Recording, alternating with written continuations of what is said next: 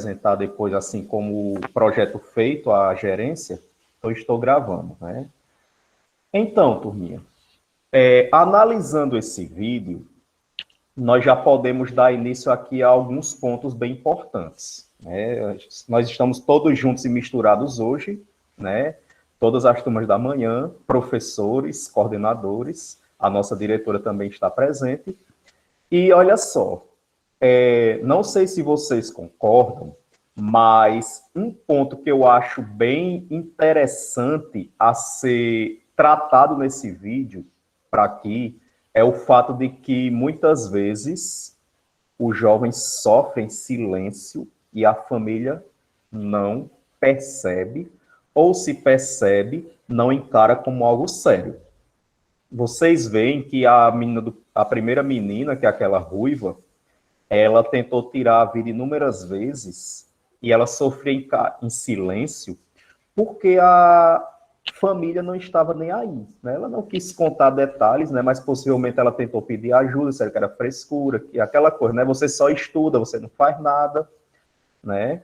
Quem é professor sabe que quem só estuda às vezes faz mais do que quem não faz, quem faz outro tipo de atividade, né?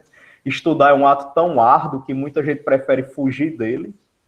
Então, assim, a pressão e a cobrança acaba trazendo consequências sérias para uma pessoa que está começando a descobrir o mundo fora de casa, né? Então, eu acho que nós já podemos começar falando sobre esse ponto. Isso aí é muito importante. E aí eu gostaria de ouvir de vocês, né, tanto dos alunos ou dos professores que estejam aqui, se alguém quer falar algo, quer complementar algo em relação a esse ponto. A gente começar aqui a iniciar a nossa live.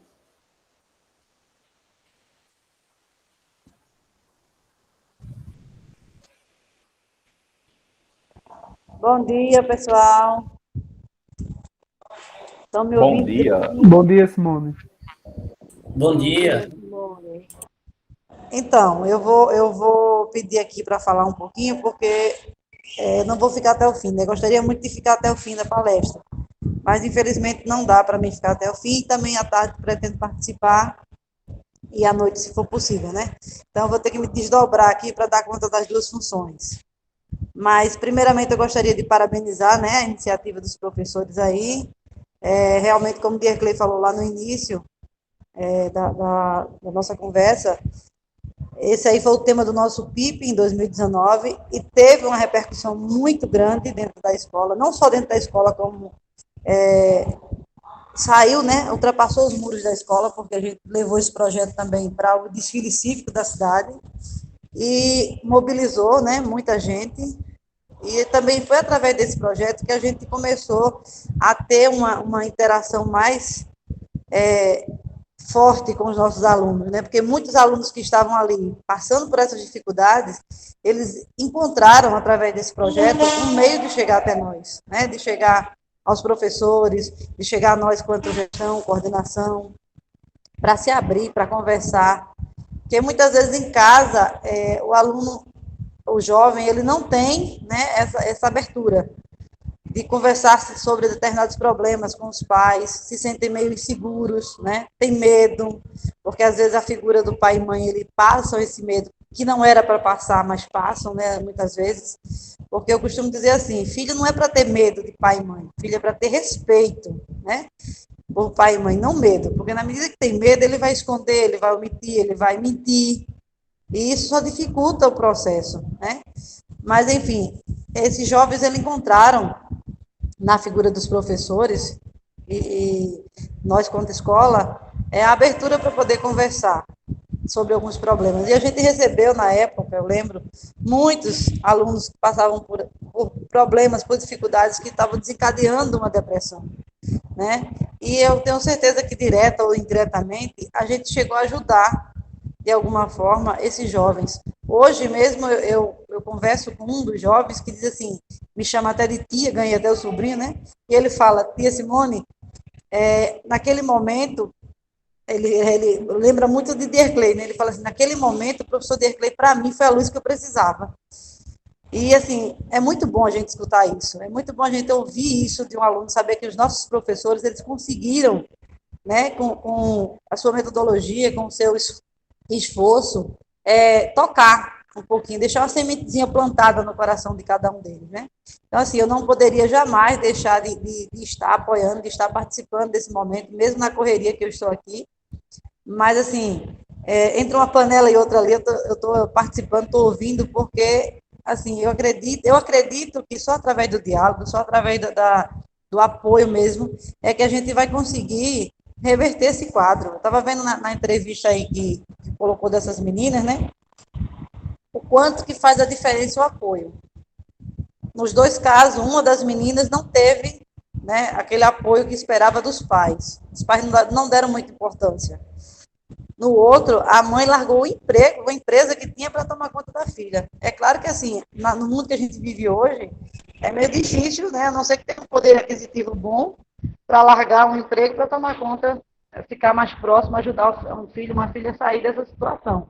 A gente não pode também estar esperando isso dos nossos pais, né? Porque a gente sabe que, eu estava até brincando, eu falei, se fosse acontecesse isso comigo, eu tivesse que largar o emprego para apoiar uma filha ou um filho com depressão, ele ia melhorar da depressão e morrer de fome, porque a gente, naquela situação que vive hoje em dia, trabalhando para sobreviver, a gente não tem como, né? Mas, assim, tentar conciliar, tentar estar próximo, tentar ajudar e conversar, acima de tudo, conversar. Aí, agora eu quero deixar um recadinho para vocês, alunos que estão me ouvindo aí, jovens, né? Não tenham medo de conversar sobre qualquer problema que vocês estejam passando. Se vocês não têm esse suporte dentro de casa, com pai ou com mãe, que seria o ideal, né? Que é aquela pessoa que está conosco todos os dias, mas vocês têm os professores, vocês têm, muitas vezes, alguns participam de algum grupo de jovens, alguma coisa, pessoas que tenham uma representação e mostrem, né, de uma certa forma, uma característica de respeito, para vocês conversarem e ouvirem. Pessoas que têm mais experiências de vida, né? Só não se calem, não guardem isso para vocês, porque realmente isso não vai fazer bem. De uma forma ou de outra, mais tarde, isso vai explodir de uma forma mais complicada. Então, se alguém aqui passa por uma situação parecida, que tenha coragem de chamar, de conversar, que seja com o professor, que seja com gestão, que seja com o coordenador, a gente está aqui para apoiar, para conversar, para ouvir. A gente não está para criticar e nem para apontar o dedo dizendo que está certo ou que está errado. A gente está para ouvir, orientar e, quem sabe, se de repente alguém sentir a necessidade de procurar uma ajuda médica, no caso de um psicólogo, né, a gente poder chegar para a família, fazer essa ponte e indicar que realmente deve ser preciso. Né? Então, só peço a vocês, pessoal, não calem, não se calem. Falem, conversem, porque, olha, a vida, ela, por pior, difícil que seja, ela sempre vale a pena ser vivida, tá bom? Então, quero mais uma vez parabenizar os professores, né, Edierplay, Emerson, Elton, Jéssica, que está aí na ponta também, lutando para que esse momento aconteça. Parabéns mesmo, pessoal, vocês pela atitude. Tenho certeza que vai novamente repercutir muito essa palestra que vocês estão fazendo. Mesmo que de forma virtual, hoje a gente não tem mais aquele contato que a gente gostaria de ter, mas a gente não tem o contato físico. Nós estamos aqui com as nossas redes abertas, né, à disposição para ouvir e abraçar cada um de vocês, nem que seja virtualmente, tá bom? Eu não vou me prolongar muito, não, porque eu já falei muito. Vou dar a palavra para quem sabe falar. Forte abraço.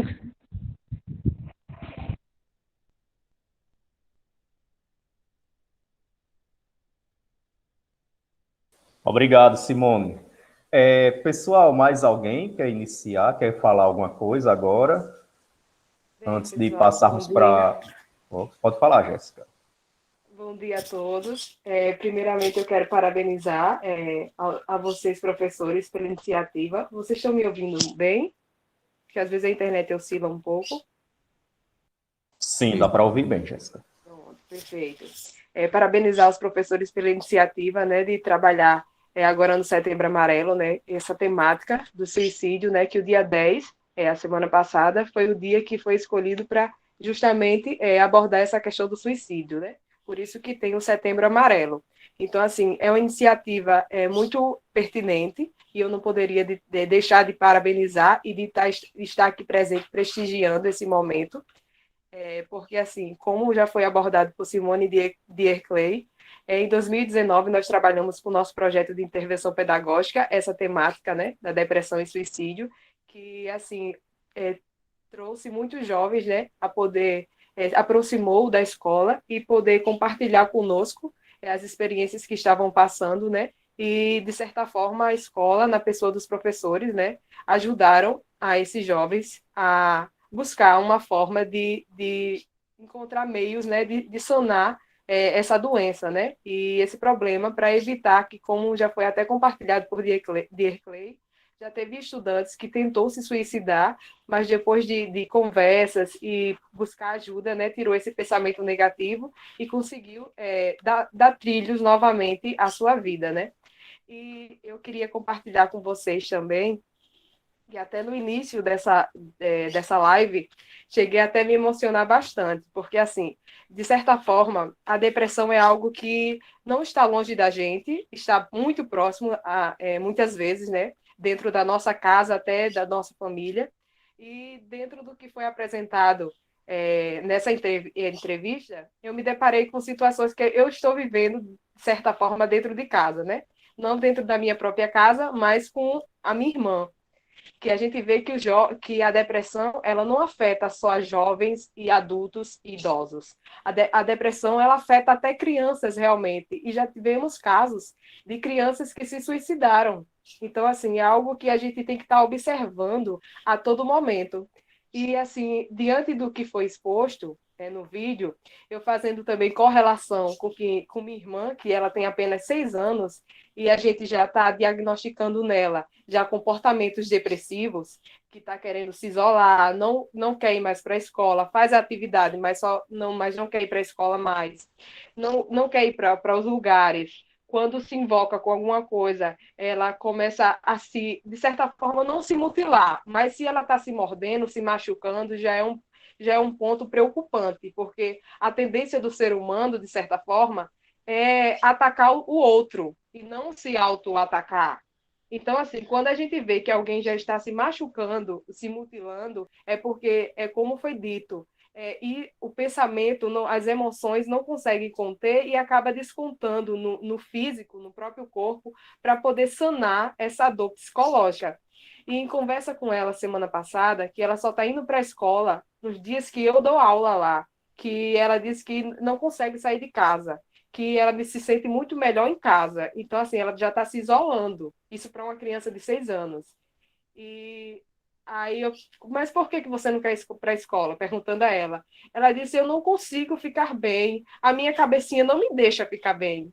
Então, assim, eu chego até a me emocionar, porque é algo que a gente já está procurando ajuda, levamos já no psicólogo, para poder ter esse acompanhamento, para ver se no psicólogo, na conversa com ela, se a gente consegue já tirar e mudar esse pensamento dela e ela se abrindo mais, porque não tem como a gente esconder e colocar um pano por cima. Tem que buscar ajuda realmente, principalmente nessa fase inicial, porque depois que vai se prolongando e vai aumentando esse nível, chega a um patamar que às vezes é irreversível, como a gente vê que uma das soluções, né, para às vezes as pessoas que estão passando por depressão é chegar ao suicídio, porque acha que é uma forma de se libertar do que está vivendo naquele momento. Então, assim, eu estou vendo que o chat está aqui bombando, né, dos alunos comentando e partilhando, às vezes, experiências familiares, isso é muito positivo.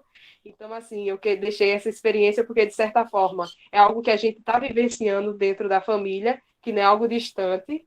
Tanto eu, como coordenadora, estou vivenciando isso com minha irmã. Talvez outros de vocês estejam vivenciando também situações semelhantes com familiares. Então, o ideal é que a gente busque realmente ajuda, que procure levar no psicólogo para ter esse acompanhamento inicial. Se posteriormente necessitar de algo mais profundo, um psiquiatra ou algo do tipo, mas que não leve como frescura, leve realmente como uma doença, que se é doença precisa ser tratada, né, pessoal? Então, é muito importante esse momento de a gente poder partilhar as experiências vividas ou algo positivo que chegou a superar, né, essa situação, e pessoas que tentaram se suicidar, mas que depois caíram na a ficha, né, e tentou sanar esse problema que está vivendo. Então, eu parabenizo novamente a iniciativa dos professores e a vocês, alunos, agora, que realmente, se vocês têm alguém que está passando, que tente buscar, se não souber como, pode pedir ajuda aos professores, ver uma forma de orientação para auxiliar vocês, a gente da coordenação, que a gente está aqui justamente para ajudar. Esse momento é para poder dialogar com vocês e ajudar vocês no que for possível, porque nós, enquanto escola, nosso papel é realmente de motivar vocês, de buscar formas de melhoria, porque se vocês se sentem bem, estão bem psicologicamente, diante do que a gente está vivendo nessa pandemia, que muitas das vezes a gente acaba se isolando de certa forma, não porque a gente quer, mas porque o momento está nos obrigando a essa situação. A gente espera dias melhores, mas de certa forma a gente tem que buscar de ter uma vida saudável, né? Então, a depressão e o suicídio não são formas saudáveis de vida, né, pessoal? Então, vamos buscar estar bem psicologicamente. E se necessitar de ajuda, não tenha vergonha de buscar ajuda, porque o importante é estar bem consigo mesma. Eu agradeço esse momento e deixo a palavra para os professores e a vocês, alunos, se quiserem partilhar. Então, pessoal, bom dia a todos vocês. Eu vou fazer uma fala bem breve aqui, para dar continuidade ao nosso cronograma. Eu estou percebendo que algumas pessoas estão se sentindo à vontade para falar no chat, isso é muito bom, gente. E tem a ver com o que eu vou dizer agora. Um dos melhores remédios para a depressão é falar, é a gente conversar sobre isso, né? A gente não pode, em hipótese nenhuma, pensar que isso é um assunto, como eu posso dizer, que isso é frescura, jamais. Depressão não é frescura. Né? Foi mostrado isso para vocês no vídeo, na fala de Jéssica ficou muito claro também, né? Eu acredito que alguns de vocês sabem muito bem que não é frescura, né? Se trata de uma doença e que a gente precisa conversar sobre, né? Quando a gente incitar vocês a falar sobre, não necessariamente a gente está querendo ouvir situações que vocês viveram, que alguém próximo de vocês viveram. Se chegar a esse ponto de vocês querer se abrir, né? Eu acredito que não existe nenhum problema, até porque estamos aqui para nos ouvir e falar sobre esse problema, né? Mas, acima de tudo, galera, tudo isso que eu estou dizendo para vocês simplesmente se resume em falem sobre isso, né? Porque a gente consegue vencer esse problema se nós estivermos juntos. E saibam que nós, enquanto escola, enquanto professores, né, a gente está aqui por vocês, certo? Então, eu sei que eu sou novo na escola, né? Muitos de vocês, a maioria de vocês não me viram, não me conhecem pessoalmente, mas eu acho que nesse modelo virtual, alguns de vocês já deu para perceber que eu me preocupo muito com a situação de vocês, né? Não é à toa que a primeira pergunta que eu faço questão de fazer essa pergunta em todas as minhas aulas como é que vocês estão, né? Eu até já expliquei porque eu sempre pergunto isso, né? Porque eu não estou vendo os olhinhos de vocês na sala de aula, né? Que é bem diferente. Mas também porque é importante saber como é que vocês estão. Então, a mensagem que eu quero deixar nessa minha fala inicial a gente não pode dar as costas para esse problema. A gente tem que falar, né? E eu até parabenizo a todos os que estão tendo coragem aqui de expor algumas situações, algumas experiências com essa doença, né? Porque ajuda a gente a tentar compreender melhor e buscar saber, né, que não é uma frescura, não é algo de religião, não é, né, é uma questão de doença, certo? E que tem tratamento, né? e que esse tratamento passa por conversas, diálogos com as pessoas que você confia, né? Bom, então, pessoal, agora eu vou compartilhar com vocês um slide aqui, porque a partir desses slides o professor Dirclay vai trazer alguns dados para vocês.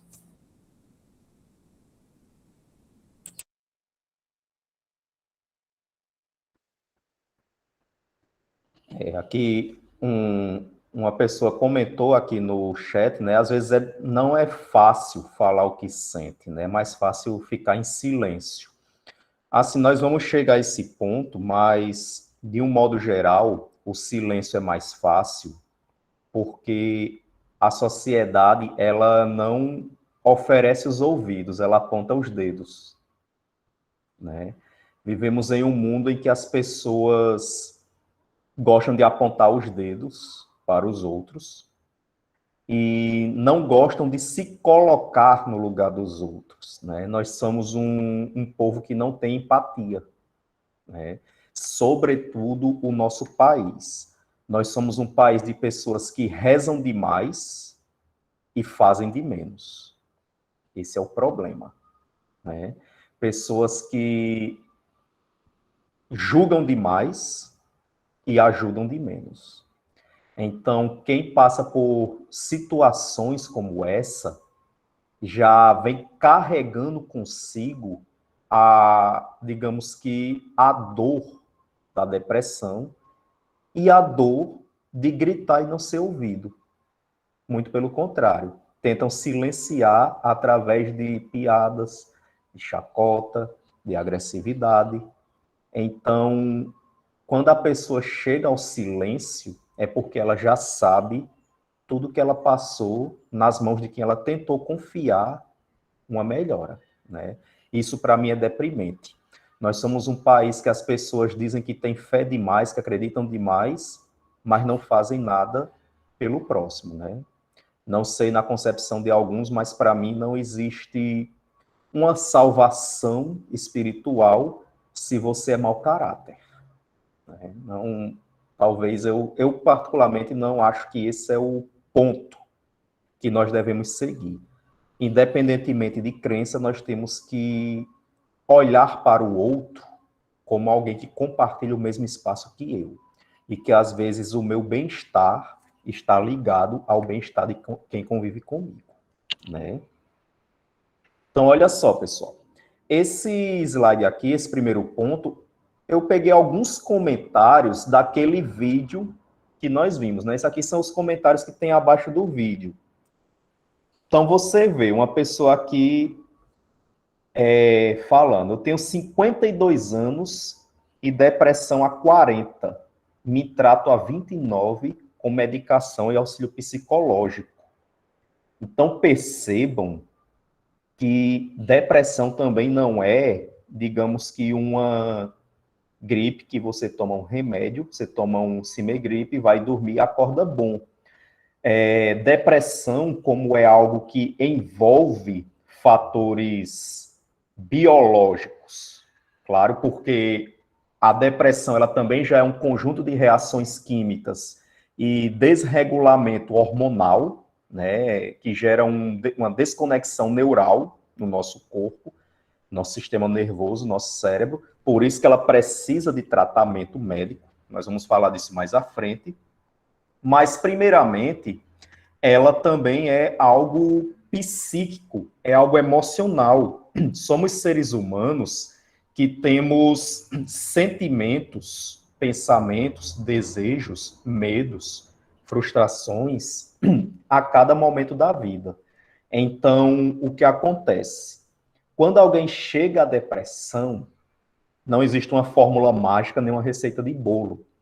Cada ser humano vai reagir aos tratamentos de alguma forma. E pessoas que são mais velhas, né, pessoas que passam dos 50 e que em 2021 apresentam esse quadro, são pessoas que têm mais dificuldade de tratamento, sobretudo assim, há 29 anos, né, vamos pegar 30 anos atrás, essa pessoa começou a se tratar em 1992, aproximadamente. Então, o que acontece? Até 2005, em média, tratar de depressão era frescura. Isso é falta de capinar o mato. Isso era a frase mais comum. Ah, faça alguma coisa para ocupar sua cabeça, né? Pense positivo, só mude o pensamento. Não, se preocupe com isso, não, não fica assim, não, fique triste, não. Então, assim, eram as soluções simplistas que, digamos assim, desmotivavam a pessoa a buscar ajuda médica. Principalmente porque psiquiatria, até hoje, muita gente acha que é uma área que cuida de doido, não é isso, né? Psiquiatra não é médico de doido. Tem pessoas que dizem, não, vou ao psiquiatra, não estou doido. Isso aí é um mito que a gente tem que desconstruir. O psiquiatra, ele é o médico que cuida das questões cerebrais, né? Eu costumo dizer que o psicólogo, ele é o médico da mente e da alma, o psiquiatra é o médico do cérebro, da parte mais física. Então, ele vai diagnosticar e tratar com medicamentos, certo? E aí, olha só, você vê aqui o segundo comentário. Se eu falar para meus pais que tenho depressão, iriam falar que é frescura. Essa pessoa aqui, ela é a mais suscetível a cometer suicídio, porque é a pessoa que olha para todos os lados e vê o mundo virando as costas para ela, a começar pelas pessoas mais próximas, né? Você, criança, adolescente, tendo seu pai e sua mãe como referencial, e eles são os primeiros que se viram contra você, então você se torna uma pessoa suscetível, né? Você se torna uma pessoa suscetível a entrar de cabeça na depressão, e aí muitos jovens buscam refúgio da melhor forma, que eles acham, né? Que às vezes não são as melhores formas. Uns vão pedir ajuda fora, e aí é onde mora o problema. Você pode conseguir a ajuda de um professor, de um psiquiatra, de um psicólogo, de um amigo, mas você também pode entrar no mundo das drogas, né? Você pode buscar refúgio nas drogas, isso é muito comum. Você pode entrar num mundo sombrio, que é o mundo das pessoas depressivas. É porque eu não consegui entrar no grupo, que é um grupo do Facebook que é de pessoas depressivas. O grupo é fechado, eles não deixam, porque eu ia tirar os prints para vocês verem, mas um tempo eu cheguei a entrar, quando era aberto, só para estudar. Eu fui banido do grupo, né, em 2015, mas as coisas são mais bizarras, são as pessoas incentivando a outras como se cortar, quais os melhores métodos de cometer suicídio, qual é a melhor forma de pular de uma ponta, a melhor forma de se enforcar. Então, assim, são coisas bizarras. E esses grupos existem nas redes sociais, né?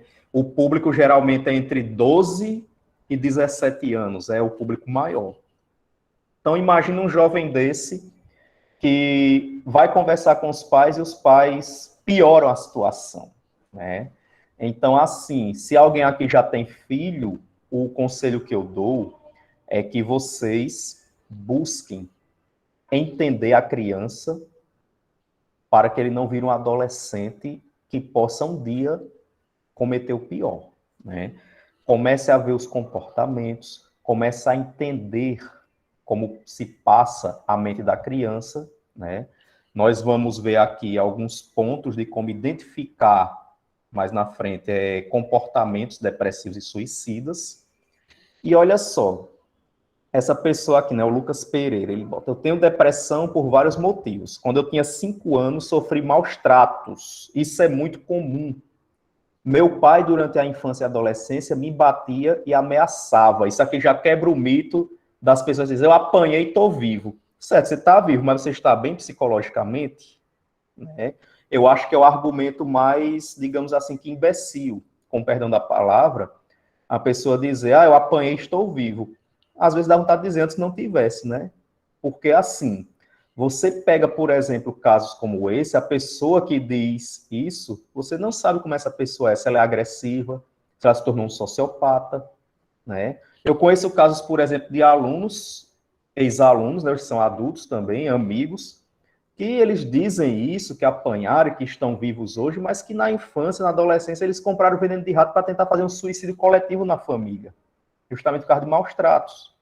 Então, não dá para dizer que esse tipo de educação ele é benéfico, né?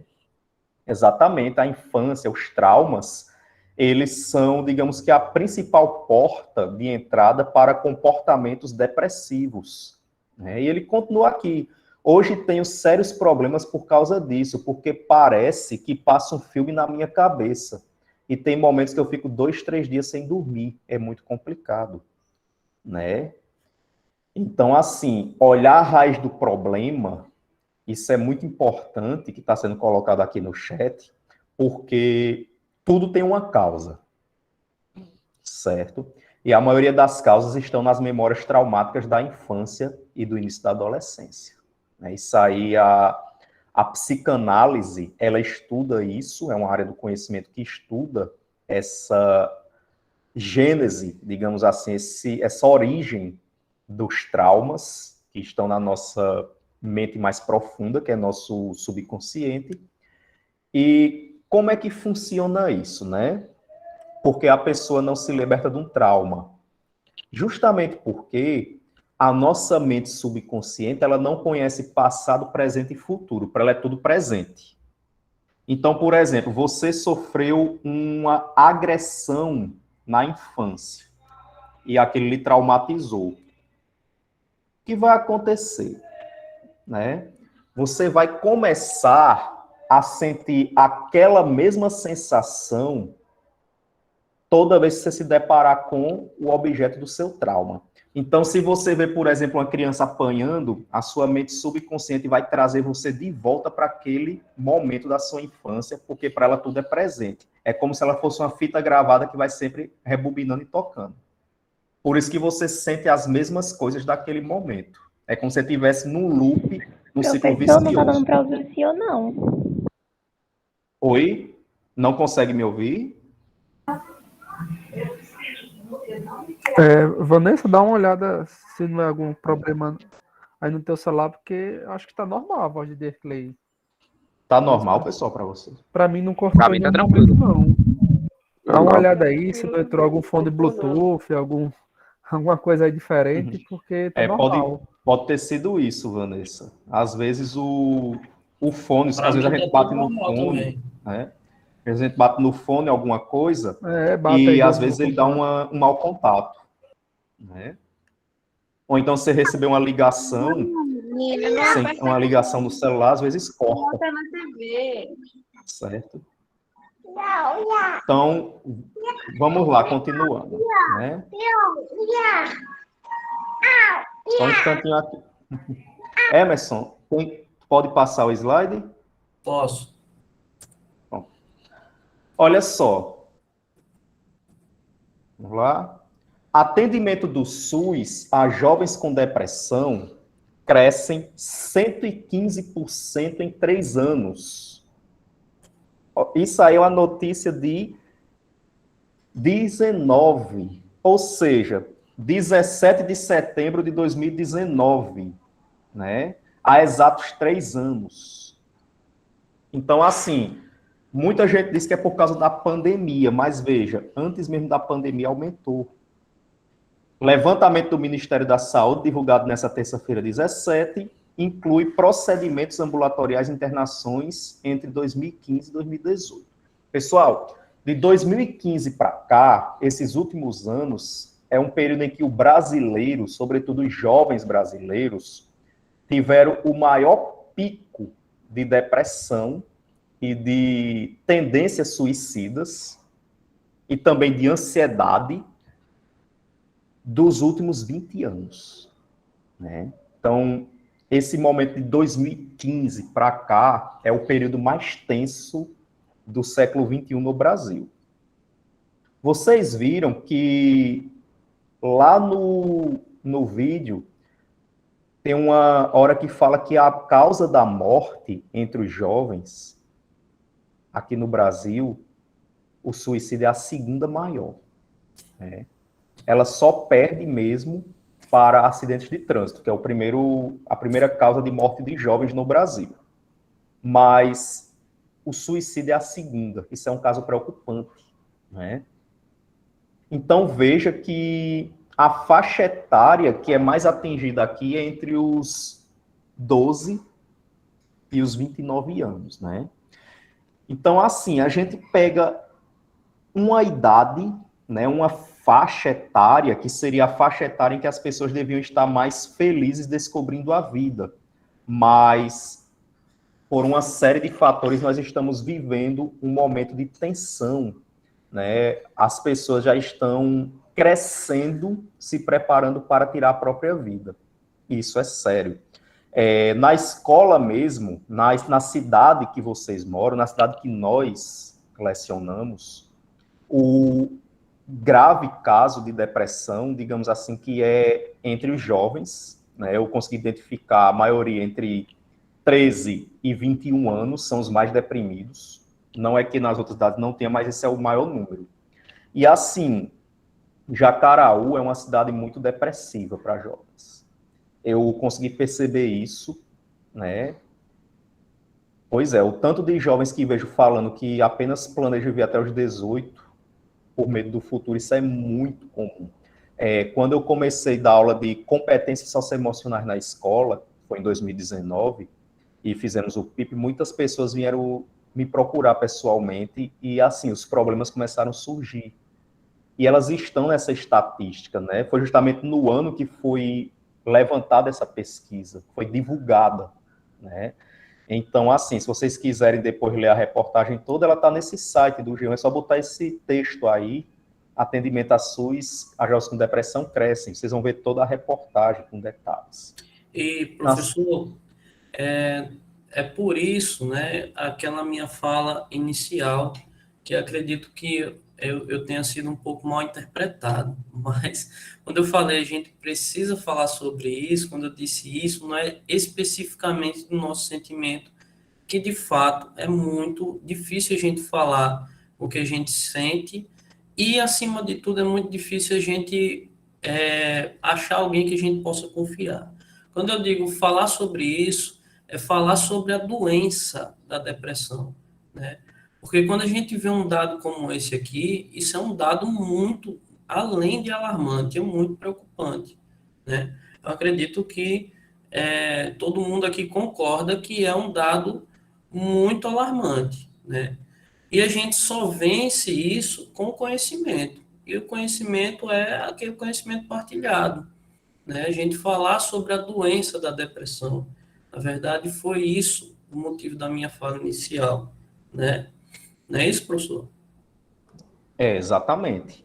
Né? E aí você chegou agora no ponto que eu quero falar, que é sobre o tabu. Né? Por que depressão do tabu? Mas olha só, aqui foi colocado no chat, né? Conheço uma pessoa que sofre muito de ansiedade, mas nunca procurou psicólogo, né? E assim, muitas pessoas realmente têm medo de se deparar com os gatilhos e voltar aquele trauma todo quando pede ajuda profissional. Mas aí também é uma coisa que a gente precisa orientar a pessoa que o profissional que se forma, né, o psicólogo, o psiquiatra, eles já têm na formação deles técnicas de terapias justamente para evitar que esses gatilhos sejam um ponto prejudicial, né? Então eles estão preparados para lidar com isso, né? Então assim, pode, no caso, se essa pessoa que você conhece, Natália, ela precisar, uma vez, de uma orientação e de um conselho, você pode falar isso a ela, que o profissional mesmo, ele precisa ter, durante a formação dele, técnicas, métodos e estudos na formação para poder lidar com isso. Então, ele sabe como lidar com cada trauma, né? Ele estuda vários anos, inclusive, para saber lidar com isso, né? Quem inventa de lidar com isso sem saber é o que a gente chama de coach, né? Que é a pessoa que fracassou em tudo e vai tentar ensinar as pessoas a se dar bem no que ele fracassou. É a nova moda. Pois é. Exatamente. Pode passar? Pode passar, Emerson. E aí agora nós vamos falar sobre isso aqui que você tocou, que é a falta de conhecimento. Olha só essa parte em vermelha, né? A falta de conhecimento sobre depressão e as causas do suicídio contribui muito para que as pessoas descartem a gravidade do problema e deixem de procurar ajuda profissional. É justamente tudo que vocês estão falando. Parece que foi premeditado para aparecer depois desse slide, né? Ainda existe a crença de que psicólogo e psiquiatra é coisa para doido. Eu não sou louco. Eu É não um tabu, como preciso, você falou, né, professor? né? A pessoa diz isso. Olha só, e esse conceito de depressão, ó, no texto, nessa parte que está em preto, a depressão é um transtorno psiquiátrico que pode ser desencadeado por diversos fatores, como carga genética. Então, a questão genética está no seu corpo físico, é biológico, é um fator que não é apenas emocional, psicológico, e ambiente onde o indivíduo está inserido, né? Então, a questão social, a questão cultural influi muito, né? Nós vamos ver aqui depois que os países mais, de um modo geral, países mais religiosos são os que mais têm taxas de suicídio, às vezes, né? E também, assim, países em que o clima é muito frio, porque, assim, devido à questão do isolamento e da solidão, devido ao frio, e aquela sensação de você não sentir vontade de fazer nada, às vezes bate o tédio, né? Alguns países já passaram por isso também, né? Então, veja que não tem como definir uma depressão de forma simples, ela tem vários fatores. Desde uma questão genética, às vezes é passado de pai para filho, né? Tem um estudo, se eu não me engano, a própria UFRN fez um estudo que a ansiedade e o estresse, você acumular demais, aquilo vira um fator físico em você, biológico, você pode passar geneticamente para o seu filho, ele já nascer com esses transtornos, essa predisposição. Então vejam como é complexa a situação, né? Não é uma coisa simples de resolver. E aí vamos falar, essa falta de conhecimento, ela vem da onde? Ela vem de tabus, né? Tabus são aquelas coisas que não podem ser faladas, né? E aí o que acontece? Tudo na vida, né? Eu como professor de história, então tudo na vida tem uma origem, né? Nada já nasceu do jeito que é. Então, pelo menos nas construções humanas. Então, qual é uma origem desse tema ser proibido por muito tempo, né? Esse tema ser proibido de falar, né? Nós vamos ter na Idade Média, lá na Idade Média tinha a questão de que pessoas se suicidavam pulando de cantos altos, elas eram, digamos que, ovacionadas, elas eram, digamos que, vistas de uma forma positiva, porque elas estavam tentando voar para ficar perto de Deus. Mas aí o Santo Agostinho, ele começou a condenar essas práticas. E aí o suicídio passou a se tornar um pecado, dentro da visão teológica cristã. Mas o ponto-chave das pessoas preferirem não conversar sobre isso foi no século XVIII, início do século XIX. Ali em 1771 em diante, né? Nesse período, entre 1771 e 1774, mais especificamente, vai ser lançado um livro, que esse livro vai causar, digamos que, um bafafá na sociedade europeia dessa época, que é um livro chamado Os Sofrimentos do Jovem Werther, né? É um livro que ele vai inaugurar o que a gente chama de romantismo sombrio e literatura gótica. Eu não vou entrar nesses detalhes, depois vocês podem perguntar ao professor de artes de vocês, ele explica essa parte do romantismo sombrio, mas é uma fase do romantismo em que as pessoas tinham um apreço por coisas meio sombrias, macabras, cadavéricas, né? E aí o que acontece? Os sofrimentos do jovem Werther, e aí vamos pegar aqui o que já foi falado no chat sobre rompimentos amorosos. Werther, ele é um jovem que ele é apaixonado por uma moça chamada Charlotte. Só que a Charlotte está prometida ao Albert. E Werther, ele é apaixonado por ela, né? Jonathan já disse que viu. Meio não, Jonathan, esse livro é triste e meio. Werther é apaixonado por ela. Werther, em toda coisa que ele respira, ele sente Charlotte. ele tem aquele amor platônico, que Charlotte está ali em todos os desejos da mente dele, mas ele não pode tê-la fisicamente. E a cada passo que o tempo vai dando, esse sentimento de paixão vai ficando cada vez maior. E Werther acaba se tornando, digamos que uma pessoa neurótica nesse relacionamento que está apenas na mente dele. E principalmente a ideia de ver que ela está prometida para outro. Né? E aí o que acontece? O jovem Werther, para tentar se livrar da dor, para tentar se livrar disso tudo, ele busca uma solução que é suicidar-se. Então ele se mata com um tiro. Né?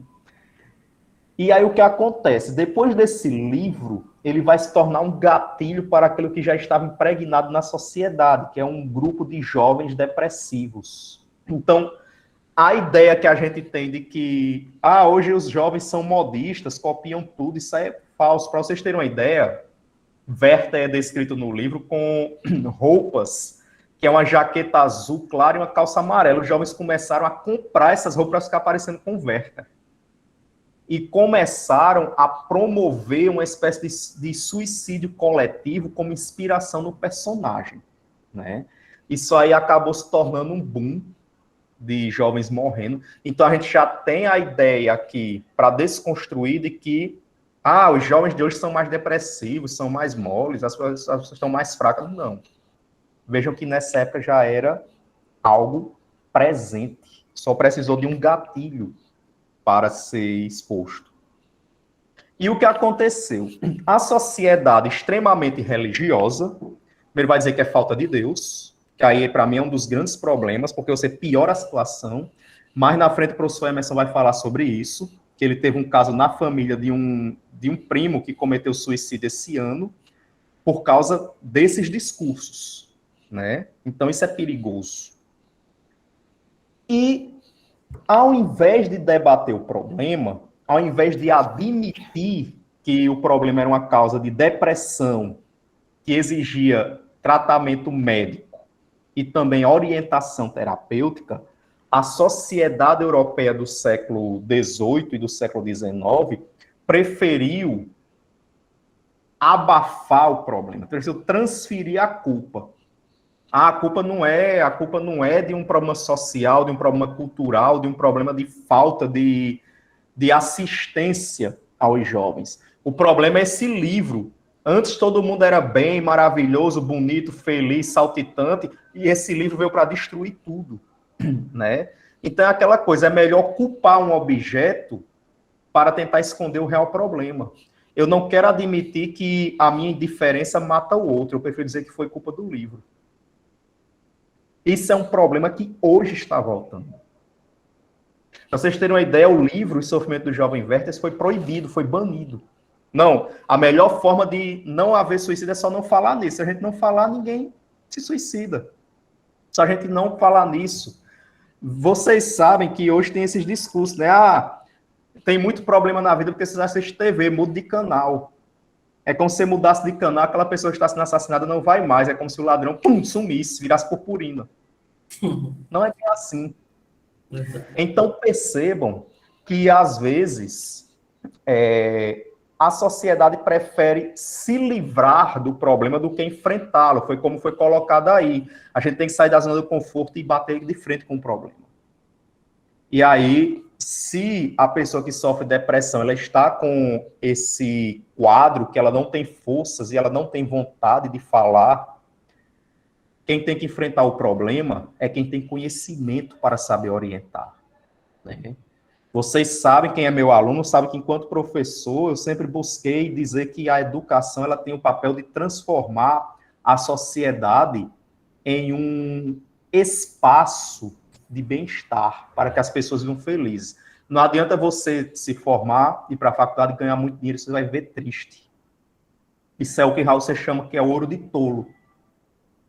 Nós temos que proporcionar uma sociedade feliz e saudável.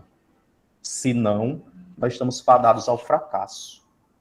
Ninguém faz nada bem se não estiver feliz. pode até fazer, mas uma hora interrompe, e às vezes essa interrupção é a vida, né? Então, condenar o livro, né, igual, por exemplo, os problemas que existiram recentemente no Brasil sobre assassinatos em massa, né, por exemplo, o caso de Suzano, o caso de Realengo, que entraram nas escolas matando as pessoas, em Santa Catarina.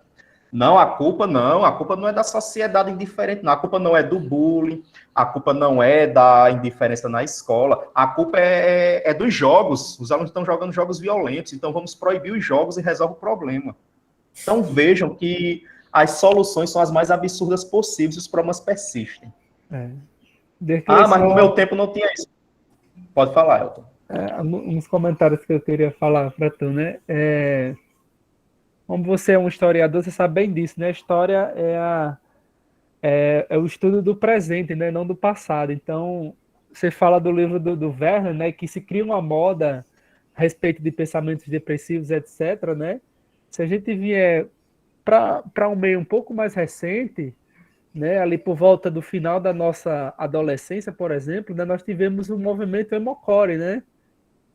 Então, assim, basicamente, para os jovens aqui que não viveram isso, era um movimento que vinha da música, né, principalmente, né, então, com muita influência ali do punk, né, do hardcore, só que com uma pegada um pouco mais melódica e músicas muito que falavam do sentimentalismo, mas de uma forma muito para baixo, muito depressiva, de muito sofrimento, né?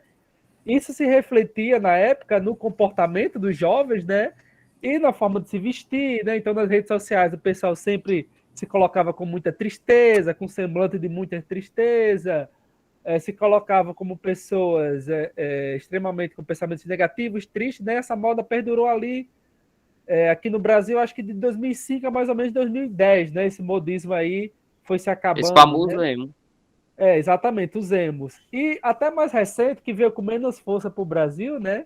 A gente teve um movimento que o pessoal chamava de sad boy, né? O garoto triste, o garoto solitário ali, que era também simplesmente que veio muito da música também, né? Principalmente de músicas baseadas em rap, lo-fi, que eram rappers que faziam músicas basicamente muito tristes, muito depressivas, e os jovens que escutavam essas músicas também seguiam todo esse modismo de quase enaltecer pensamentos negativos, enaltecer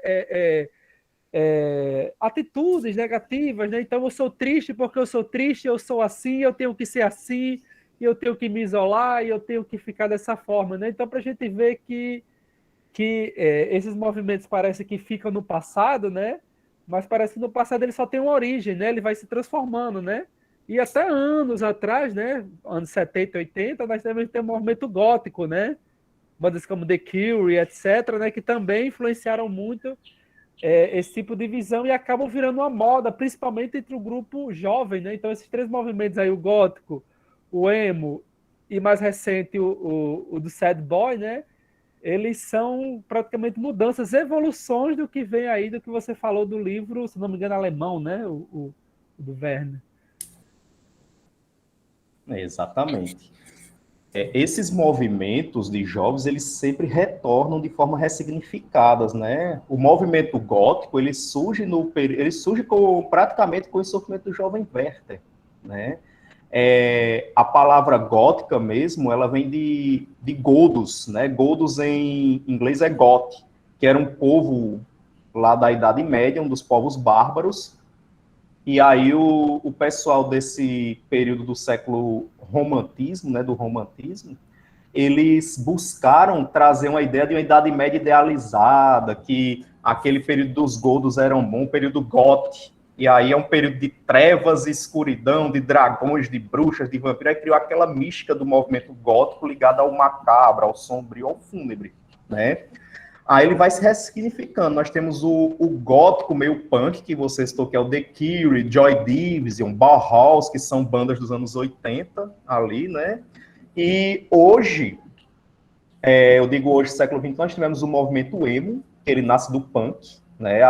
Os jovens que sofrem demais por amor, né? Tentaram até mudar isso com o rap rock do Restart, mas eu acho que ficou pior. A pessoa não morresse de depressão, morria no ridículo com aquelas roupas. O sad boy, mas, sinceramente, que é um movimento pessoal, as roupas eram também, ridículas né? mesmo, viu? É. É porque muita Do gente nada, aqui não se lembra, mas do nada tudo era preto, tudo ficou colorido, né? Uma coisa de louco. Isso em é tipo 2012. assim, isso. É porque é justamente isso. É tipo assim, o problema é o preto, vamos mudar para o colorido e resolve o problema. Mas ninguém enfrenta a raiz, né? E vamos pegar de 4 anos para cá um movimento de motivação coletiva, que é o Baleia Azul, né? Que as pessoas entram nesse processo, digamos assim, de moda, de tendência, né? Um sociopata geralmente criou o jogo, começa a intimidar as pessoas a cumprir uma tarefa que o objetivo final do jogo é o suicídio. E quem está suscetível aceita isso. Né? A gente acha assim, a pessoa está muito besta ali, mas ninguém sabe onde o calo aperta. Né? A gente não sabe até onde a pessoa está sofrendo para aceitar aquilo. Então, quando a gente... assim, Oi. já que só abrindo um parêntese aqui, né? Já que foi muito citado também, inevitavelmente, sobre o papel das artes nisso tudo, né? Que muitas vezes, inclusive até eu mesmo, antes de ter a mente que eu tenho hoje em dia, né? No tempo em que foi o auge, só retomando aqui o assunto, que foi o auge do movimento emo, né? Eu era aquele cara muito cabeça fechada. Isso aí eu tô dando um relato pessoal, né, galera? Só para chegar a um ponto que eu quero chegar. Que imaginava que essas pessoas escutavam esse tipo de música e é por isso que esse tipo de música causava depressão nas pessoas e que não sei o que esse rolê aí, né? Sendo que tem muita gente que vai dizer, né, que as artes acabam influenciando, as artes, quando eu falo aí já de modo geral, música, filme, dança, peça de teatro, literatura, seja lá qual for a expressão artística, muita gente comete o erro de achar que aquela arte que você consome, né, ela vai ser o motivo do aumento desse tipo de doença nas pessoas, né? Mas aí as pessoas esquecem, que eu já falei isso 300 vezes nas aulas de artes, né? Principalmente nas primeiras aulas de artes desse ano, a arte nada mais é do que um produto da cultura que a gente vive, entende? Ela não é um meio que vai estimular as pessoas, ela pode estimular as pessoas, mas na verdade esse estímulo acontece porque a arte reflete o pensamento das pessoas. Então é o que Dirkley está falando aqui, né? Que, por exemplo, no caso da obra, né, que ele citou, quando ela foi lançada, né, muita gente se suicidou e tudo mais. Aí, a princípio, a gente se pergunta: foi a obra que causou isso nas pessoas? Ou a obra apenas retratou o que havia há muito tempo escondido nas pessoas, né? Então, a gente não pode cometer o erro também de achar, né, que o fato da gente escutar um determinado tipo de música ou algum grupo escutar um determinado tipo de música, aquela música vai fazer com que as pessoas se matem, né? Na verdade, faz com que as pessoas botem para fora aquilo que elas já sentem, mas não está sendo causado pela música. A música é uma válvula de escape, na verdade. Quando eu falo música, eu falo das artes, né? Porque retomo novamente. As artes nada mais é do que a representação da cultura que a gente vive. Não é isso, professor? Exatamente. E aí vem aquele mesmo ponto. Você praticamente resumiu aquilo que as pessoas acham mais fácil transferir a culpa para o objeto do que enfrentar a raiz do problema. A raiz do problema, exatamente. E aí, pessoal, uma coisa bem importante nesse ponto... mas passa aí, vê se a gente tem mais, se não me engano, a gente tem mais um... Olha só, casos de automutilação, e aí vamos entrar agora no ponto de como identificar comportamentos depressivos e suicidas. Professor, Mas sobre depressão ou suicídio, as duas coisas estão ligadas. Só existe suicídio em virtude de depressão? Não. Mas no nosso contexto, nesse contexto de Setembro Amarelo, e aí já, antes que eu me esqueça, já aqui explicando a Jonathan, que ele perguntou por que o nome Setembro Amarelo, é porque em 94, se eu não me engano, Jonathan, teve um jovem chamado Mike M nos Estados Unidos, que ele cometeu suicídio num carro dele, que era um Mustang amarelo. E aí, essa referência, ele cometeu suicídio em setembro. A família dele ficou muito triste, começou a distribuir fitinhas amarelas no velório dele e começou uma campanha de conscientização para você tentar entender os jovens, para você tentar ver o que seu filho, o que seu sobrinho, o que seu neto estão sentindo e passando, né? A família do Mike M achou que ele estava feliz porque ele realizou o sonho que era ter um Mustang 68 amarelo, mas por trás daquilo, o sonho dele foi o local onde ele se suicidou. Então, setembro, pelo mês que ele morreu, ele cometeu suicídio, e amarelo, uma referência ao Mustang, que era o carro dele, a cor do carro dele, onde ele morreu, né? O Mike M, o nome do rapaz. Certo? Se eu não me engano, foi em 94, esse suicídio. O projeto, a campanha do Setembro Amarelo, ela tem por volta desde 2003, aproximadamente. Então, assim, a automutilação é um processo muito complicado, porque o nosso cérebro, se você pegar agora, se você não tiver nenhum problema de depressão, de tristeza profunda, você pegar agora uma gilete e tentar se cortar, você não consegue, porque seu cérebro bloqueia, ele premedita a barreira da dor, certo? Então ele bloqueia isso. Para a pessoa conseguir bloquear, ultrapassar esse bloqueio da dor, né, premeditada, conseguir driblar essa resistência do cérebro e maltratar seu corpo, é porque a dor que ela está sendo já está tão grande que o cérebro não consegue mais nem raciocinar. Então é como se transferir o que você está sentindo emocionalmente para o físico aliviasse aquela tensão que você sente dentro. Lembrando, né, Dirkley, que a gente também tem um pensamento errôneo, né? Eu digo a gente, assim, de modo geral, as pessoas têm um pensamento errôneo de que dor é apenas física, né? Mas a dor também é psíquica. E isso é muito estudado, não é isso? É. Porque, assim, dor, na verdade, se a gente for pegar o conceito neurocientífico, a dor é um processamento no cérebro por uma parte do corpo chamada, uma parte do cérebro chamada giro do cíngulo anterior dorsal. Olha que nome, né? Então, o giro do cíngulo anterior dorsal, né, ele é a parte do cérebro que processa a dor. Então, por exemplo, foi feita uma pesquisa que as pessoas que sentem inveja da outra, elas ativam essa parte. Por isso que o invejoso, ele fica com raiva, irritado, ele fica se contorcendo quando vê a outra pessoa conseguindo as coisas, porque ela sente dor. A inveja é uma dor, é você sentir a dor e ver o outro bem, né? Então, assim, a mesma parte que ativa quando você tem aquela relação de amor do seu dedinho com a quina da parede, o dedo mindinho, quando ele bate na quina da parede, tem aquela dor terrível, o giro do cíngulo anterior dorsal acessa.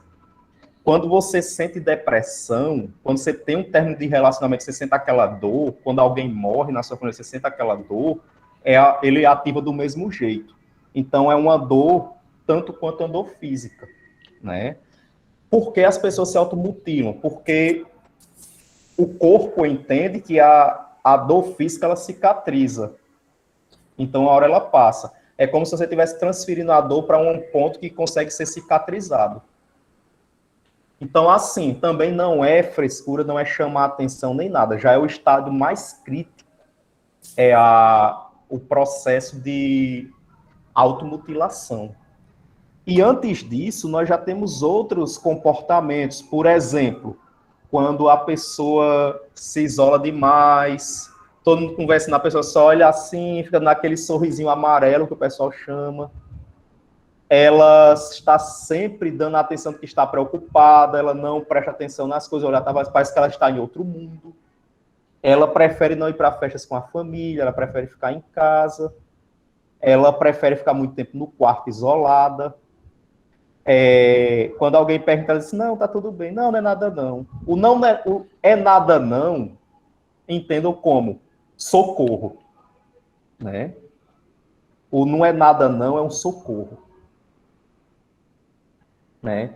Quando a pessoa realmente não tem nada, e você diz, você está bem, aconteceu alguma coisa? Estou. Aqui está tudo bem, eu só estou preocupado com... Aí descreve. A pessoa, não, não é nada não. É porque ela já está pedindo socorro velado. Entende? Então, assim, outra coisa também, a pessoa começa a ficar muito tempo vidrada nas redes sociais. Pode ser que ela esteja entrando em algum grupo de pessoas que sentem o que ela sente, que incentivam a mutilação e o suicídio. Tem muitos grupos assim. Se vocês entrarem no mundo das redes sociais, tem muitas coisas que são bizarras. Eu já entrei em grupos no tempo do Orkut, um grupo chamado Anas e Mias. Eu fui tentar investigar, que é um grupo de meninas que incentivavam as outras a promover a anorexia e a bulimia, né? Ana é uma linguagem para anorexia e Mia para bulimia. Aí, ai, amiga, você vai conseguir, fique sem comer 3 dias, você vai conseguir, eu me inspiro em você, aí eu comi, botei tudo para fora, eu vomitei, ou seja, as pessoas, assim, se incentivam, e é o que acontece, os pais não estão nem aí, né, e aí eu sempre digo, o menino abre o bocão para chorar desde criança, o pai, tome no celular, engula, aí o menino dá o celular para o menino, e você começa a criar o problema aí, você supre sua presença de pai, de mãe, como? Dizendo, eu não me importo com você e não quero que você me abuse. Tá aí um objeto para você se divertir. Aí dentro você tem quem vai lhe dar atenção. E às vezes a atenção é uma atenção que pode custar seu remorso pelo resto da vida. Entendeu? Então é muito bom vocês prestarem atenção nisso, porque muitos de vocês sentem o que nós estamos descrevendo, né? Vamos dar mais atenção para as coisas que a gente sente e melhorar isso, né? Se conhecer, que aí vem o último ponto que a gente vai tratar mais na frente, que é o autocuidado e a autogestão, né? Só fica dentro do quarto, não quer ouvir conselhos de ninguém. Isso é o caso já que está se encaminhando para uma depressão não admitida, né? A pessoa não admite que tem, não porque ela está sendo cabeça dura, mas é porque ela já teve experiências na vida dela de que ela não pode contar com ninguém. Ou ela já aceitou que ela não pode contar com ninguém, né? E aí você tem que ter muita paciência, você não pode forçar a barra, você tem que estar tentando demonstrar que você tem ali a mão estendida para ela sem forçar. Você não pode puxá-la, você tem que esperar ela pegar na sua mão. E aí você tem que ter paciência. A primeira coisa, não julgue, não perca a paciência. A melhor força de ajudar essa pessoa, paciência, compreensão, estar sempre disposta a ouvi-la sem julgá-la. Ah, eu estou muito triste, eu me mutilei. Tá errado. Não, não diga isso. Olha, eu entendo sua dor, realmente, mas assim, o que é que você sente quando você se mutila? Aí você começa, vale a pena? Você que depois se mutila, a dor que você sente dentro sai?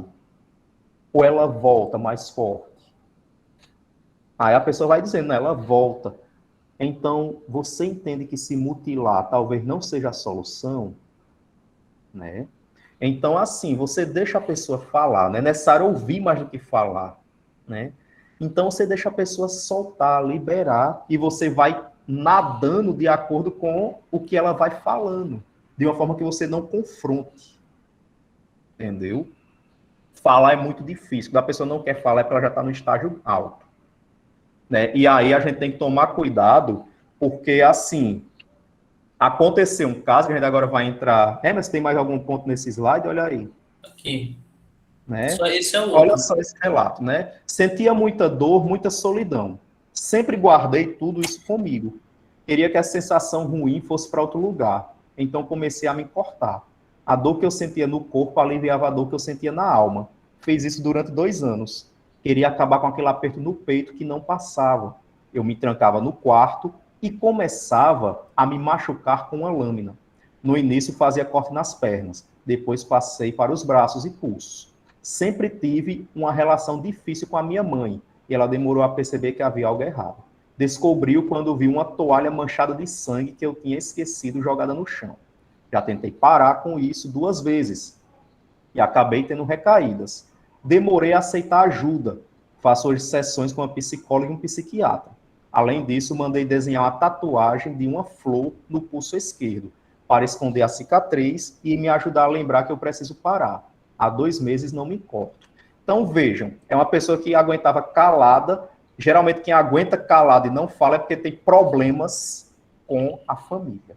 Ela não se dá bem com a família de nenhum modo. Ou em algum grau, ela não sente confiança na família, né? E a gente tem que tomar cuidado, porque o excesso de acúmulo de emoções sem falar nada, isso provoca um fenômeno que aconteceu em 2009 na escola.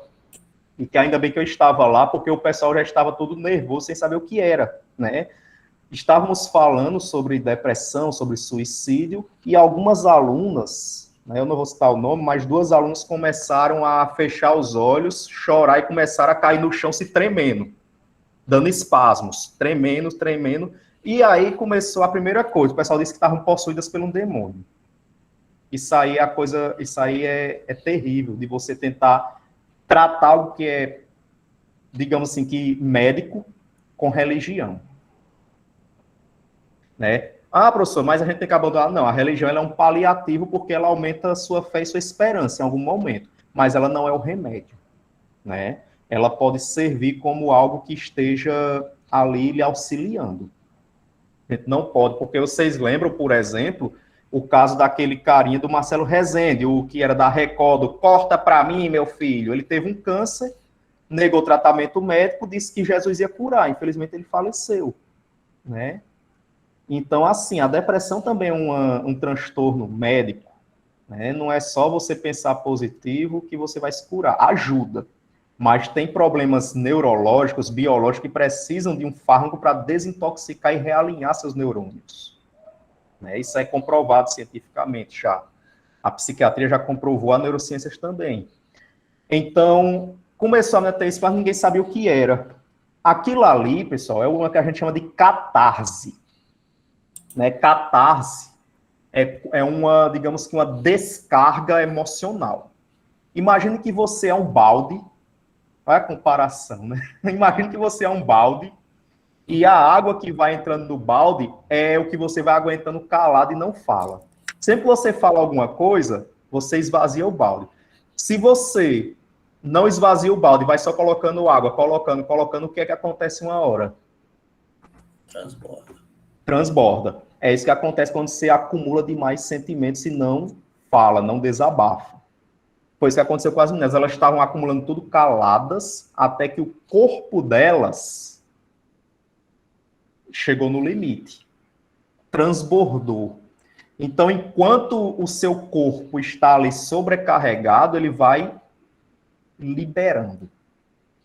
Liberando. Enquanto você está lá tremendo e chorando, você está sendo liberado. Quando aquela tensão emocional chegar num equilíbrio que seu corpo aguenta normalmente sem precisar ficar tenso, aí você para, né? Aí Simone ficou desesperada, o que a gente faz? Nada, deixa elas aí sentadas, estribuchando, vai passar. Se você quiser mandar para o hospital, no hospital vão dizer que é emocional, foi dito e feito, né? No hospital disseram que era emocional, né? E aí o que acontece? Elas depois voltaram à normalidade, né? Nem sempre guardar tudo e não dizer para ninguém, nem sempre é o melhor. Mas a depender do tipo de pessoa que você convive ao seu redor, infelizmente, às vezes eu concordo com você, né? Entre sofrer calado e ser julgado sempre, é melhor pelo menos você estar sozinho do que mal acompanhado, né? Então, assim, eu não julgo, né? A pessoa diz assim, não, você tem que falar. Não. Se a pessoa chega a esse ponto é porque ela já teve experiências, que ela tentou conversar, né? E sempre recebeu um não e um você está errado. Quando ela queria receber um apoio. Então, assim, o desabafo, por exemplo, é uma catarse. Todo mundo aqui que já estava com aquele choro entalado na garganta, e e aquela pressão no peito e na cabeça, quando conversou com um amigo, com uma amiga, deu um abraço, chorou, desabafou, saiu leve, como se estivesse voando.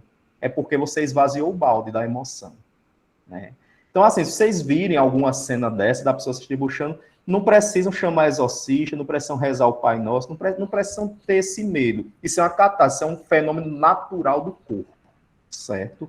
Isso é uma forma do seu corpo dizer, eu estou saturado e eu preciso de um tempo agora para esvaziar um pouco. Eu já acumulei o que eu podia. Já peguei tudo que eu podia aqui e já está transbordando, certo? Aí muita gente disse, mas foi por causa da palestra, da menina falando sobre depressão, a gente não pode falar disso. Eu vi uma professora falando isso, eu disse negativo. É justamente a falta de falar sobre esse tema que acontece isso. A gente volta naquele ponto que a Emerson falou e que eu falei. As pessoas preferem transferir a culpa. Não, a culpa não é da sociedade.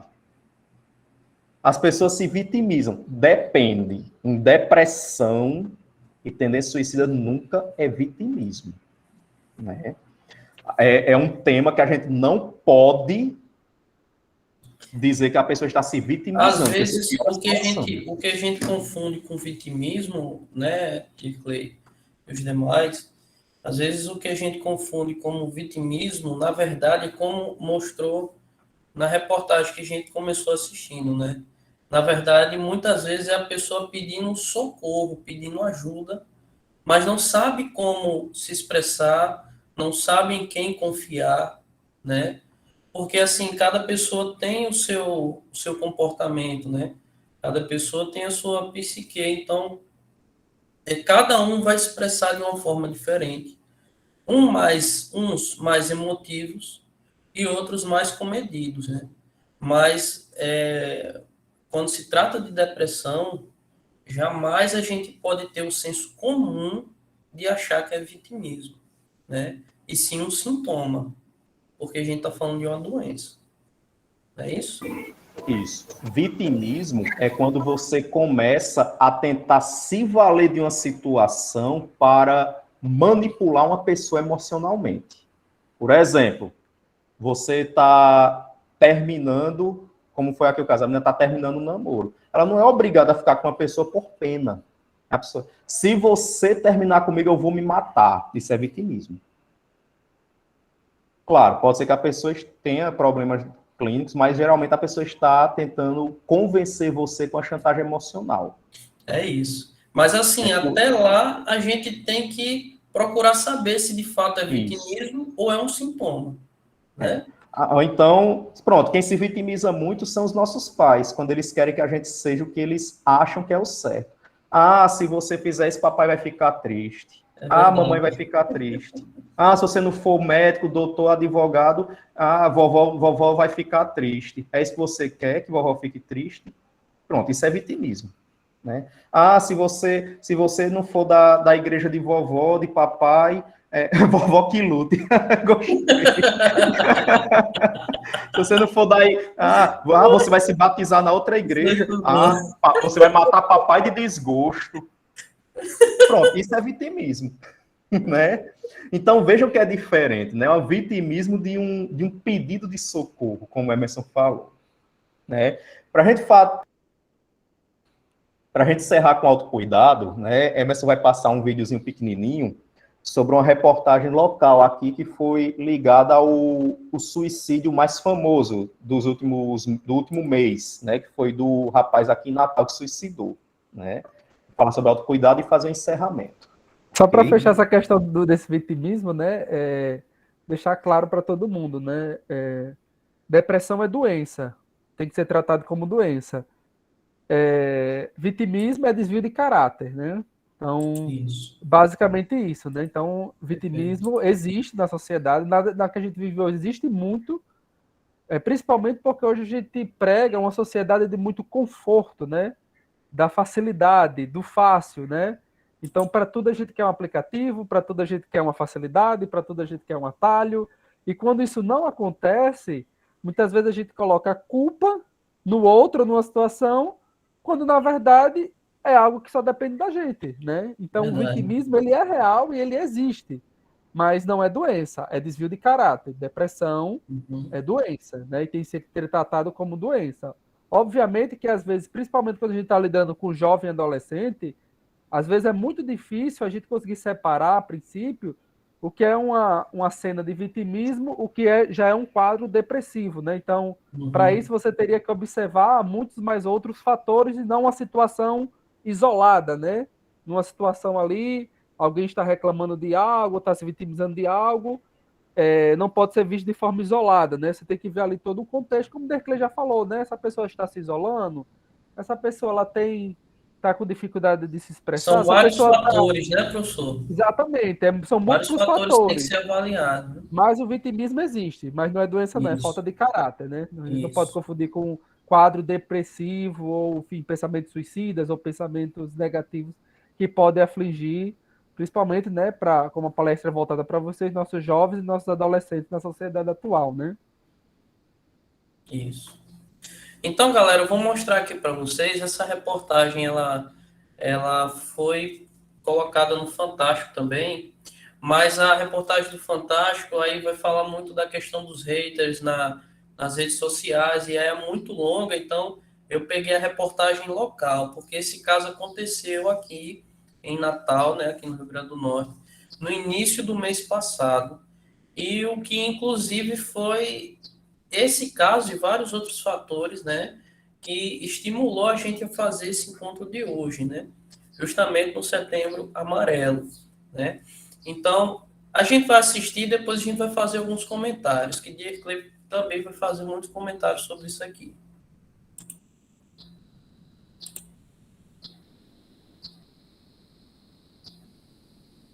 Se meu computador deixar. É verdade. Quando você receber do Estado, vai melhorar, ele vai ser muito bom. Oh, vai. Peraí, que agora ele tá voltando. Tá ressuscitando. Olha aí.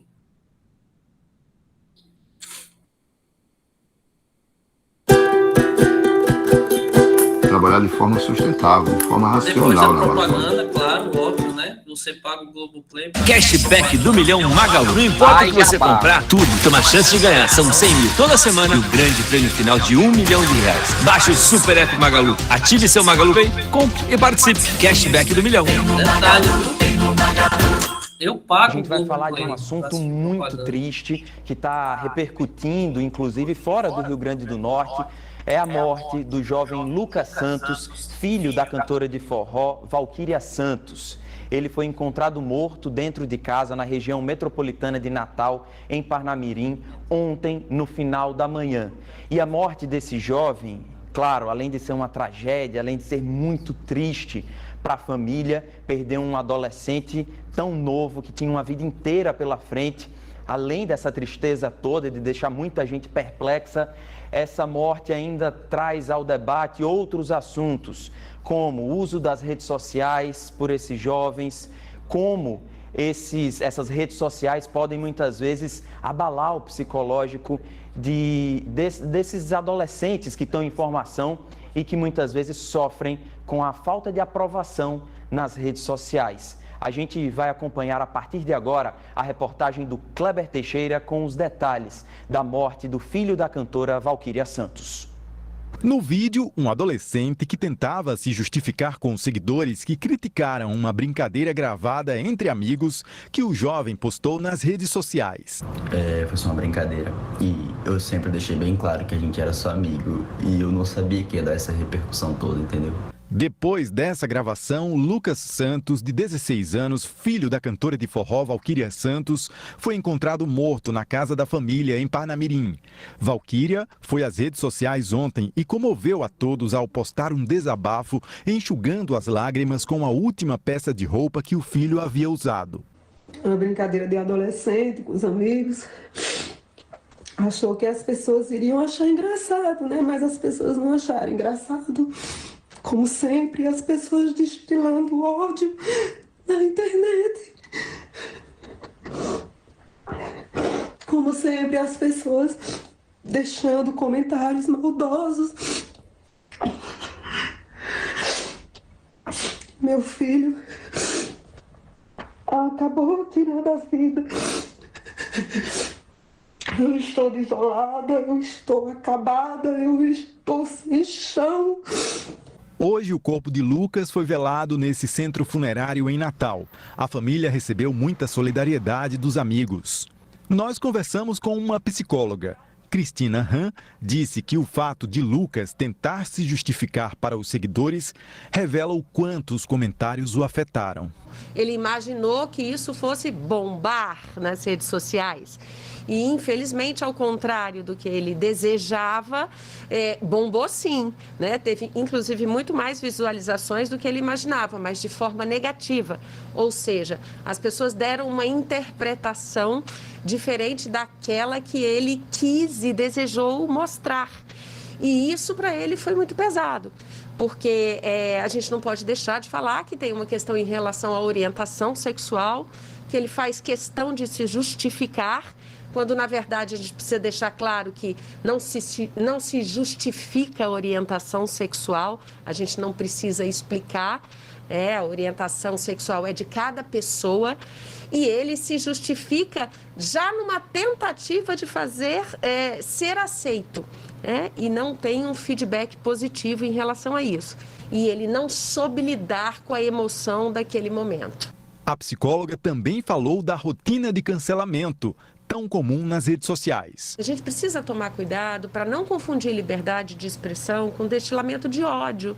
E não cabe a você julgar. Isso não significa que você não tenha uma opinião, porque sim, você tem o direito de ter uma opinião. Mas você não pode expressar essa opinião carregada de ódio e fazendo com que pessoas, seres humanos, sejam cancelados porque elas não correspondem ao padrão que você julga o correto. Valquíria fez um alerta às famílias. Eu estou aqui como uma mãe.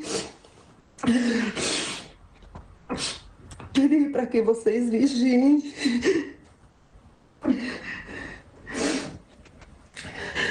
Para que vocês vigiem, para que vocês fiquem alerta. Eu fiquei o que eu pude. Ele já tinha mostrado sinais, já tinha levado em psicólogo, já tinha conversado várias vezes com ele. Esse alerta dela foi extremamente importante, que a gente preste mais atenção para os nossos filhos, e não só para o que eles dizem, mas talvez principalmente para o que eles não dizem. Então, isolamento, né, o uso inadvertido das redes sociais, esse silêncio que muitas vezes é marcado pela fala que as redes sociais têm, faz com que eles muitas vezes sintam muito, mas não conseguem se expressar. Então, chegar perto, escutar, estar junto é muito importante.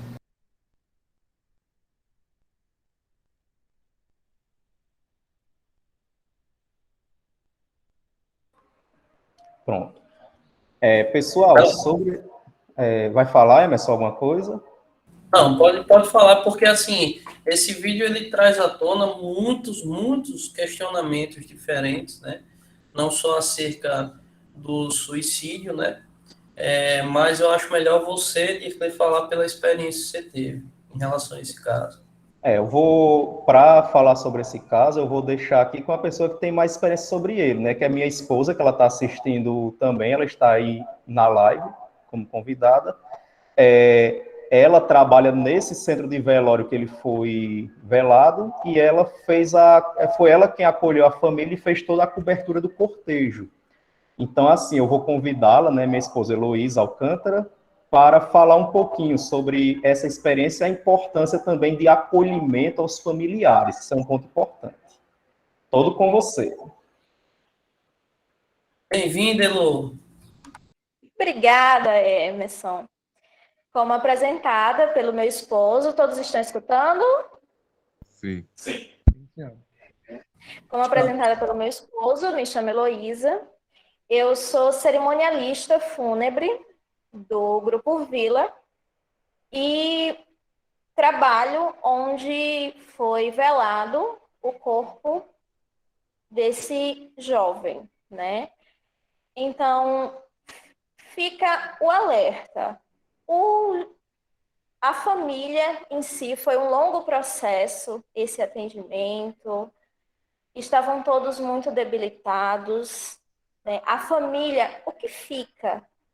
É muito difícil para eles também, porque fica vários porquês, o que eu deveria ter feito para ajudar, o porquê ele fez isso, a culpa foi minha, que não dei atenção ao que ele falava, até porque as pessoas podem dizer, não, ele se matou por causa de um vídeo, mas não. Ele já vinha procurando ajuda de outras formas. O vídeo foi um agravante. Então, a gente não pode minimizar a dor do outro. A partir do momento que a gente minimiza, acontece isso, o cancelamento, o linchamento virtual, que está muito comum. É uma coisa que o Grupo Vila ultimamente tem tratado muito, porque tem acontecido muitos casos de suicídio de jovens. O filho de Valéria Santos foi o que repercutiu. Mas o que a gente pega todos os dias de casos de jovens que se jogam da ponte, e eu estou dizendo que é jovens, é a faixa etária de vocês realmente. Por isso a importância de procurar ajuda. Ajuda em quem pode lhe ouvir. Ah, mas meus pais não me ouvem.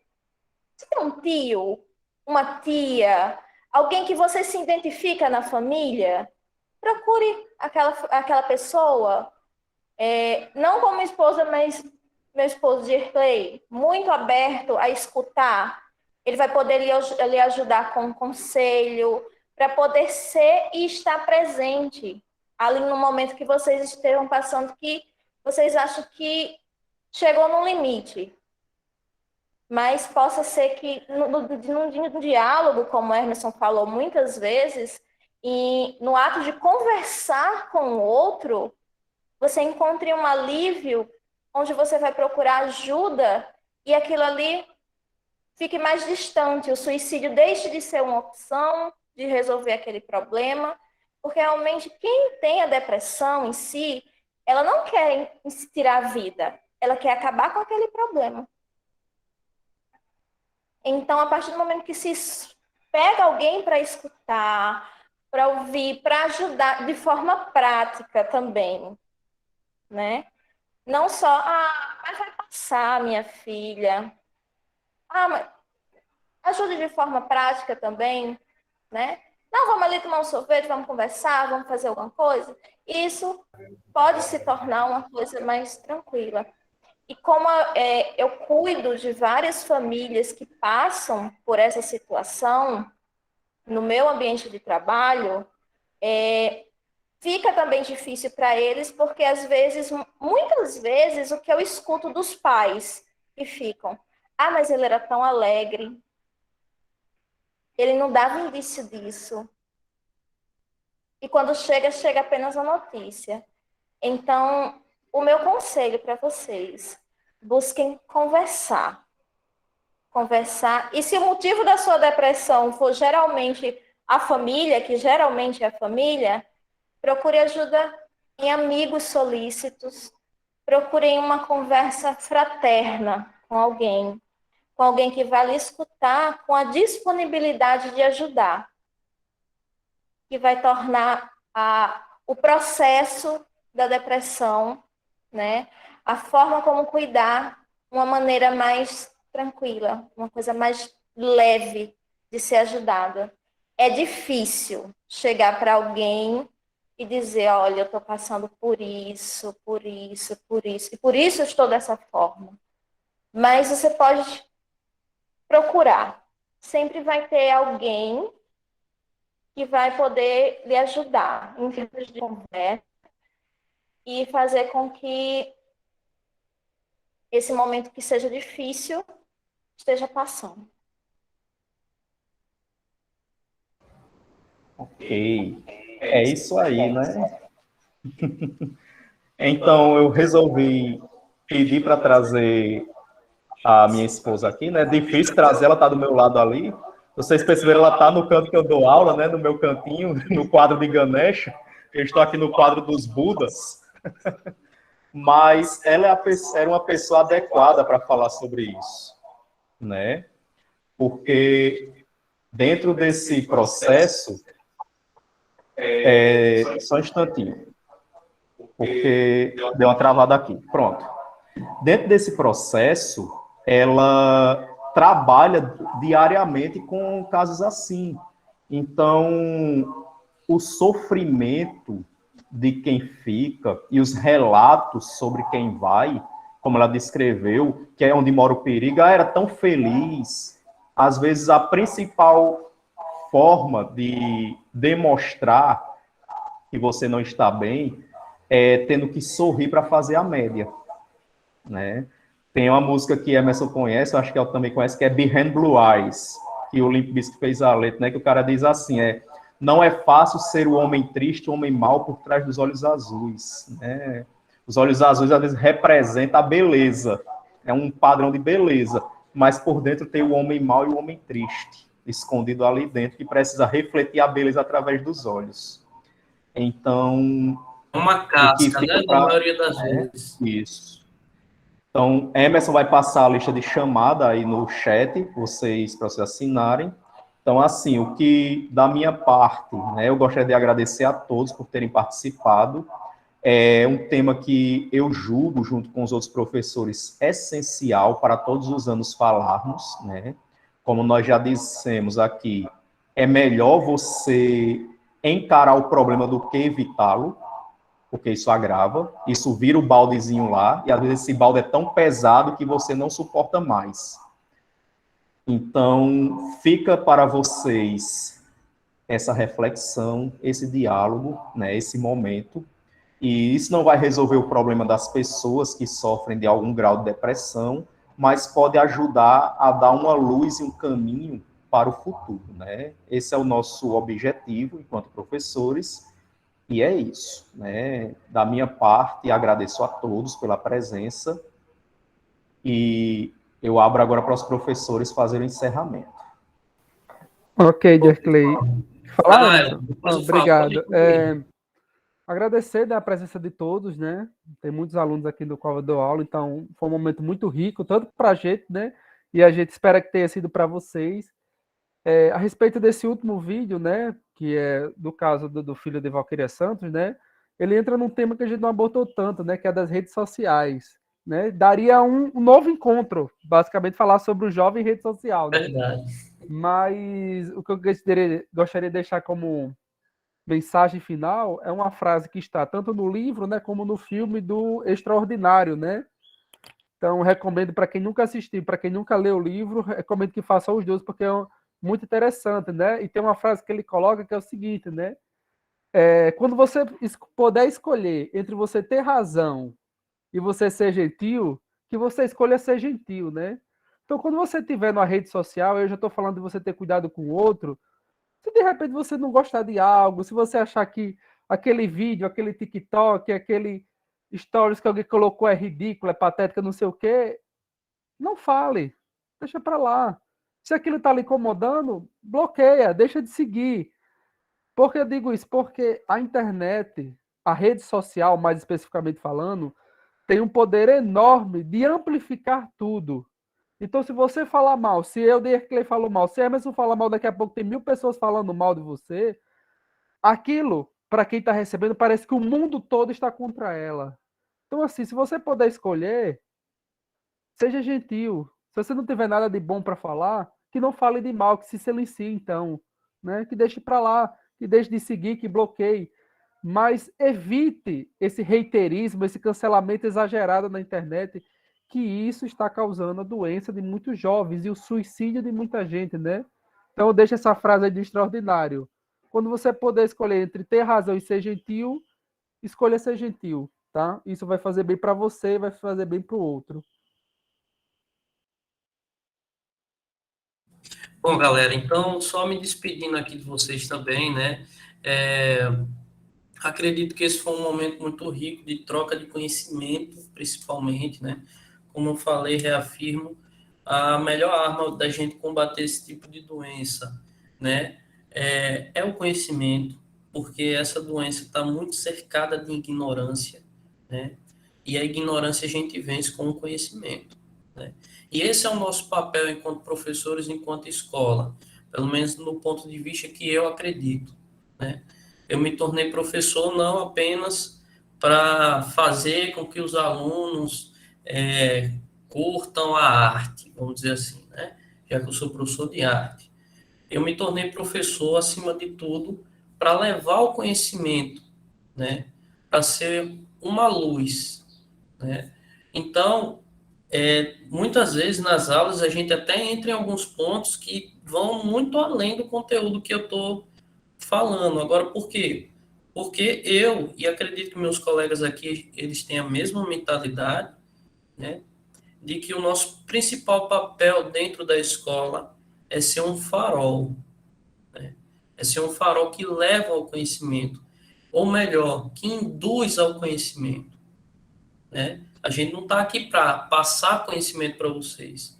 A gente está aqui para fazer com que vocês alcancem esse conhecimento. E o conhecimento é o contrário da ignorância, né? E como a gente viu em vários relatos aqui, né, a depressão é muito cercada, é muito mascarada pela ignorância, acima de tudo. Não entendo a ignorância como uma pessoa bruta, né? Ignorância é quando eu ignoro aquilo que está na minha frente. É aquela ignorância que eu tenho, que eu ignoro por não ter conhecimento, né? Então, foi muito valiosa essa conversa. Quero agradecer a presença de todos vocês, a presença muitos aqui não sabem, eu vou fazer uma revelação, da presença da minha comadre, Heloísa, né? Dircley e Heloísa são, com muito orgulho eu digo isso, eles são padrinhos de coração do meu filho, né? Foi uma das melhores escolhas que eu fiz na minha vida. E eu quero agradecer a presença de Heloísa. Para mim foi uma surpresa que Dircley não me falou que ela iria participar, então eu achei muito boa a surpresa, né? Quero agradecer a presença de Elton, a presença de Dircley, a presença de todos vocês, querendo ou não, se vocês estão aqui, acredito que não é só por uma questão de frequência nas aulas, né? Se vocês estão aqui é porque vocês estão abertos a esse conhecimento, isso é muito importante, né? E é isso, pessoas. Eu quero finalizar agradecendo a todos vocês, tá bom? E é lógico, né? Se a gente fosse conversar sobre os vários outros assuntos que o nosso último vídeo trouxe à tona, né? Como o Elton falou, a gente ia precisar de mais encontros, né? Porque só ali, né? É expresso também a questão das redes sociais, né? Que é algo muito grave que está acontecendo. Como a Heloísa muito bem falou, ele foi um caso que foi amplamente divulgado por se tratar de um filho de uma pessoa muito famosa. Para quem não sabe, Valquíria Santos, ela é ex-cantora da banda Magníficos, que é uma banda de forró muito conhecida no Nordeste, né? Então, ganhou essa repercussão por se tratar de um famoso. Mas quantos e quantos anônimos passam por esse mesmo problema de suicídio, né, de cancelamento e assim por diante, né, gente? Então, a gente tem que ter muito cuidado na hora de falar qualquer coisa na rede social, porque quando não existe isso aqui, olha, a face, o olho no olho, as palavras podem ser interpretadas de várias maneiras, né? Então a gente tem que ter muito cuidado, não é só postar, né, e dane-se, certo? Porque lá do outro lado, quem está lendo também é uma pessoa carregada de traumas, carregada de sentimentos e assim por diante. Então é isso, pessoas. Um forte abraço a todos vocês. Dircley, quer falar alguma coisa? Só encerrar, né? Agradecer a todos.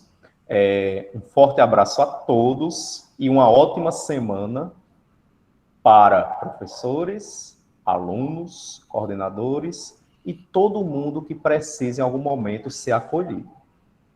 Ok? É isso, pessoas.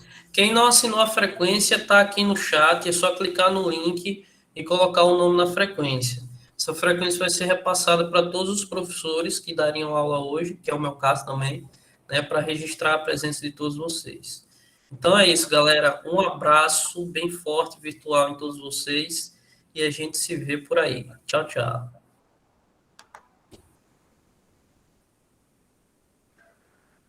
Valeu, gente. Tchau, tchau. Até mais. Valeu, Elton.